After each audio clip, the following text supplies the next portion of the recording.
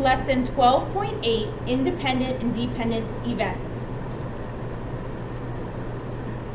Compound events are when you consider the outcome of two events. The events are called compound events.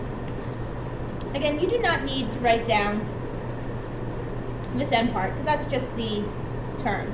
It's when you consider the outcome of two events.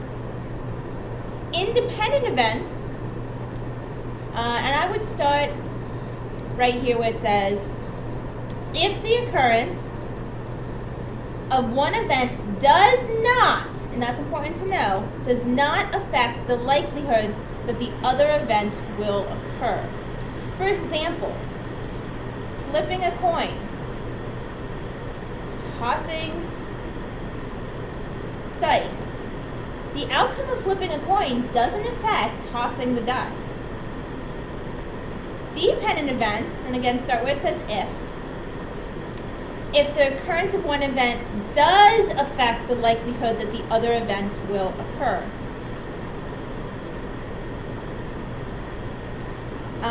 If I pick a marble out of a bag, then don't replace it. Don't replace. A lot of times if you see the words don't replace, it's a dependent event. You might want to actually write that down.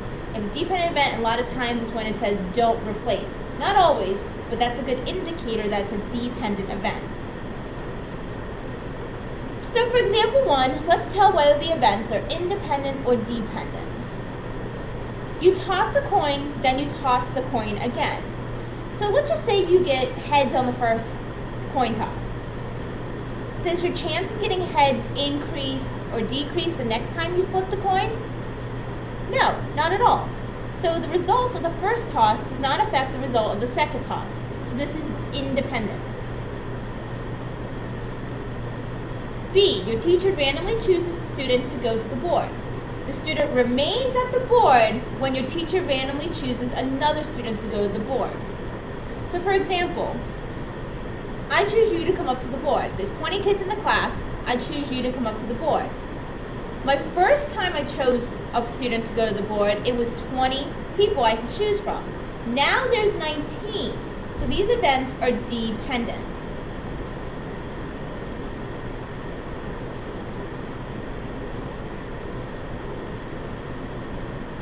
Here's how you solve that.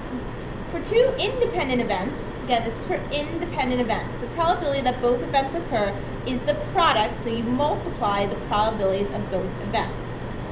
We use probability parentheses. This is event, and you can think of this as event A and event B. And we multiply event A's probability times event B. When you see this word and, this is a good indicator that you want to multiply.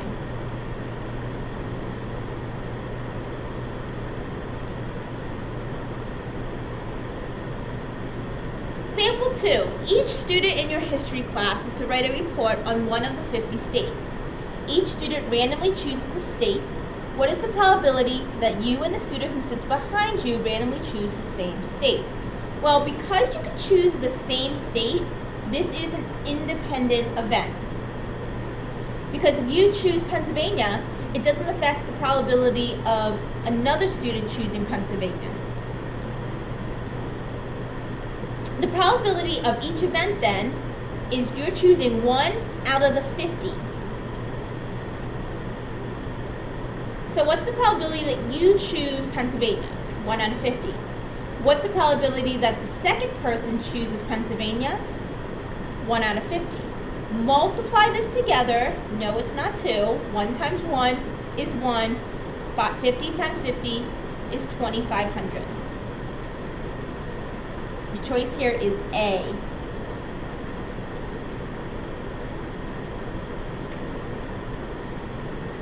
For dependent events, the probability that both events occur is the product, so you're multiplying, again, the probability of the first event and the probability of the second event, given that the first event also occurs.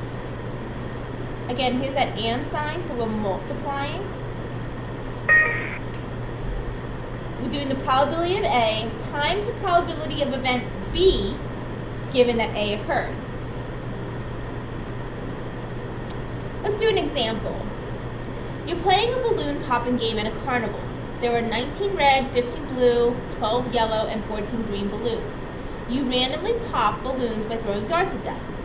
What is the probability that the first 2 balloons you pop are yellow? Now, because once you pop a balloon, it's out, you can't pop it again, it's a dependent event. Let's talk about the first balloon being yellow. There are 12 yellows out of how many total, and you would add these up, 19 plus 15 plus 12 plus 14, 60 balloons. 12 out of 60 are yellow. Simplify to 1/5. The probability that the second balloon is yellow changes because we've already popped one of these 60. There are 59 balloons left. And is there still 12 yellow? No, because you've already popped one. There's 11 yellow, and this does not simplify. We now take these two numbers and we multiply, that's what the and means, them together. You have 11 over 295. You can keep it as a fraction, turn it into a decimal, or if you wanted to, you can also turn it into a percentage, because your probability of the first 2 balloons you pop are yellow are 3.73%. It's a pretty slim chance that they're both going to be yellow.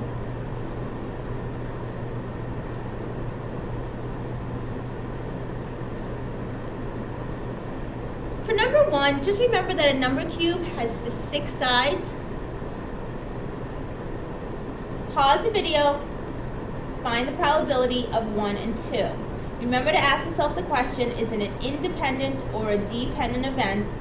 Use the formulas. If it's independent, we use probability of A times probability of B. If it's dependent, probability of A times the probability of B given A. I want to write this down as well. That's formulas you need to know. Write this down again. Pause the video if you haven't already. For number 1, you roll a number cube twice. Find the probability of getting 2 odd numbers. Now think about it. Does the first roll have anything to do with what you're going to get on the second roll? No, these are independent events. So we're going to use the probability of A times the probability of B. Well, the first roll, probability of getting an odd number. Odd numbers are 1, 3, 5. So that's 3 out of 6, or 1/2. Times the probability of getting an odd the second time, 3 out of 6, or 1/2. Multiply it together, you have 1/4 shot of getting 2 odd numbers when you roll a number cube twice. Example 3, for number 2, use example 3. Find the probability the first 2 balloons you pop are blue. Now we already talked about how the balloon popping is dependent because once you pop one balloon, it affects the outcome of popping the second balloon. So if you go back, blue was 15 out of 60. Now you have to think of this as a fresh problem, so we haven't popped any yellow balloons yet. So this is the probability of, and you can even label it, popping a blue times the probability of blue given that you've already popped a blue. Oops.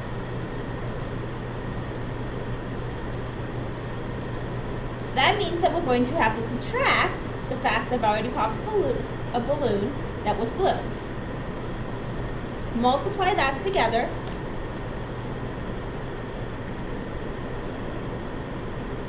You have 7 over 118,